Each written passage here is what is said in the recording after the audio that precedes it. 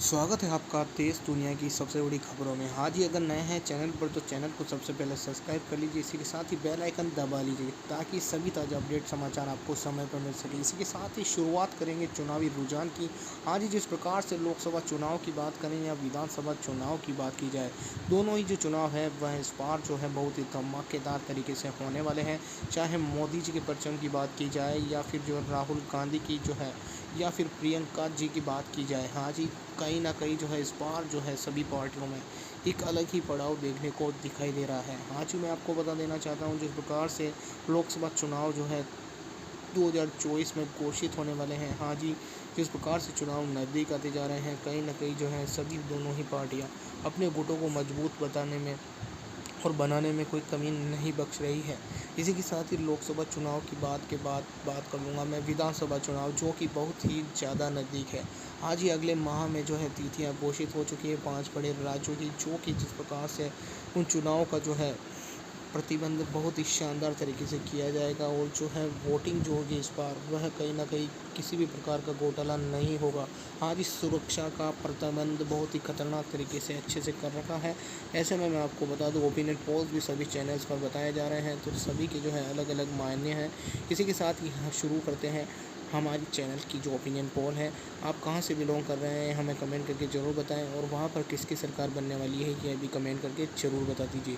तो चलिए बिना किसी देर के शुरू करते हैं आज के नए ओपिनियन पोल जो हम आपके समक्ष लेकर आए हैं। चलिए शुरू करते हैं। 5 साल में जो यहाँ सरकारें बदल देती हैं, हाँ जी, यहाँ का निर्णायक एक रूल रहा है हमेशा से ही। जनता जनार्दन 5 साल में राजस्थान में सरकार बदलती है। 5 साल तो राजस्थान सरकार में कांग्रेस होती है और 5 साल में बीजेपी। वहीं इस बार भाजपा को 11 सीटें, कांग्रेस को 13 सीटें और अन्य को 1 सीटों पर संतुष्ट होता दिखाई दे रहा है। पंजाब की बात कर लेते हैं। पंजाब लोकसभा की सीटों की बात की जाए तो यहाँ 13 सीटों का महापड़ाव दिखाई दे रहा है, जो कि एक शानदार तरीके से रणनीति रची जाएगी। आज ही जिस प्रकार से यहाँ भाजपा को 3 सीटें मिलती दिखाई दे रही है, साफ साफ यही जो त्रिकोणीय मुकाबले में विजयी होती दिखाई दे रही है। कांग्रेस को 9 सीटें मिलती नजर आ रही है, जो कि बहुत ही विचारणीय क्वेश्चन उठ रहा है कि बीजेपी किस प्रकार से पीछे जाती आ रही है। यही बात की जाए, अन्य को 2 सीटों पर सिमटना पड़ा। इसी के साथ ही अरुणाचल प्रदेश लोकसभा सीटों में 2 सीटें यहाँ हैं।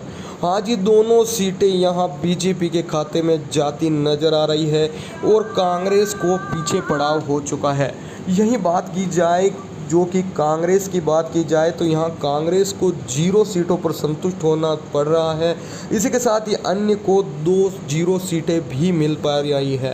ऐसे में जो है त्रिकोणीय मुकाबला बहुत ही शानदार तरीके से देखा जा सकता है। तमिलनाडु की बात की जाए तो तमिलनाडु में 39 सीटें होती दिखाई दे रही है। यही 39 सीटों में बात की जाए तो बीजेपी को 24 सीटें मिल रही हैं। हाँ जी, साफ साफ आंकड़े दिखाई दे रहे हैं। 24 सीटों पर जो परचम लहराया जा रहा है बीजेपी का, वह कुछ अनोखा दिखाई दे रहा है। यही बात की जाए जो कांग्रेस है, कांग्रेस का पलड़ा 11 सीटों पर सिमटता हुआ साफ साफ नजर आ रहा है। इसी के साथ ही हरियाणा की बात की जाए तो हरियाणा में 10 सीटें दिखाई दे रही है।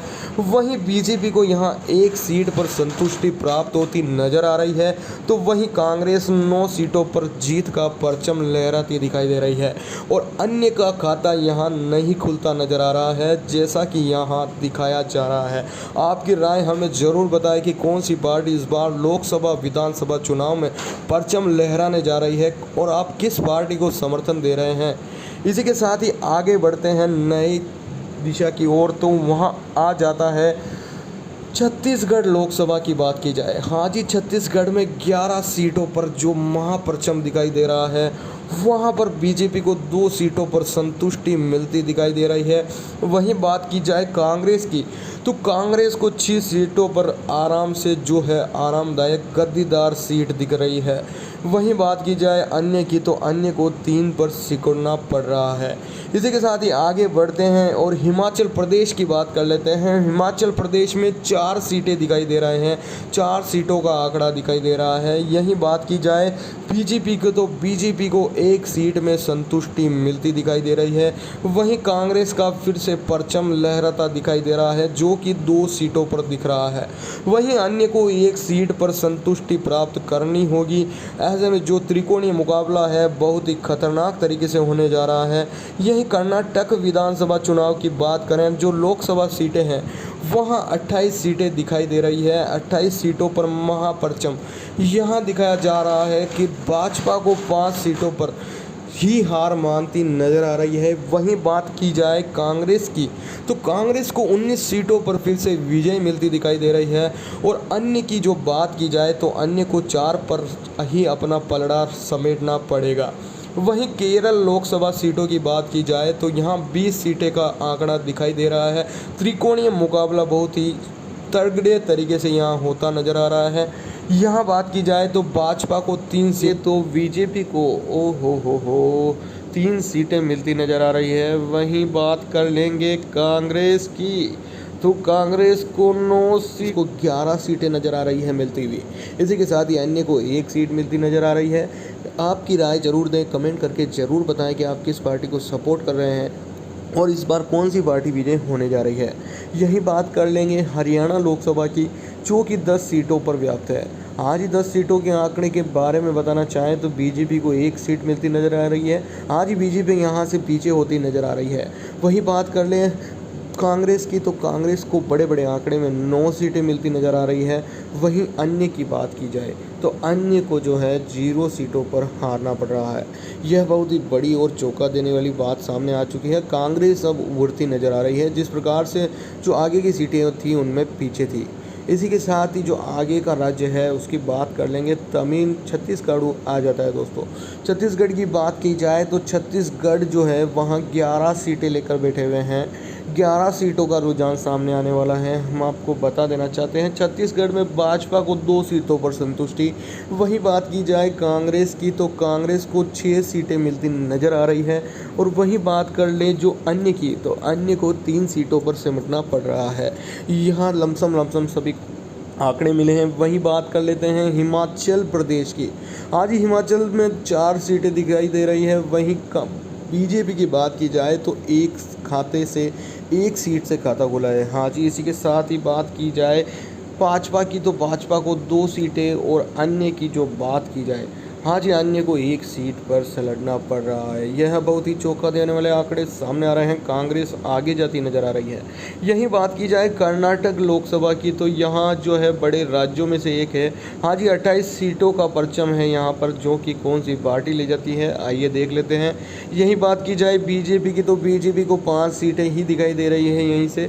और इसी के साथ ही बात करिए जाए कांग्रेस की, तो कांग्रेस को जो है 19 सीटों, हाँ जी, बड़ी सीटें मिलती नज़र आ रही है। यही बात कर लें अन्य की, तो अन्य को 4 सीटों पर संतुष्टि हो रही है। बहुत ही चौंका देने वाले आंकड़े हैं, आपकी राय जरूर दें। केरल की बात कर लेंगे, केरल के पास भी 20 सीटें दिखाई दे रही हैं यहाँ पे। इसी के साथ ही बात कर लेंगे बीजेपी की, तो बीजेपी को जो है 3 सीटें मिलती नज़र आ रही है। वहीं बात की जाए जो कांग्रेस है, कांग्रेस को 16 सीटों का परचम मिलता नज़र आ रहा है।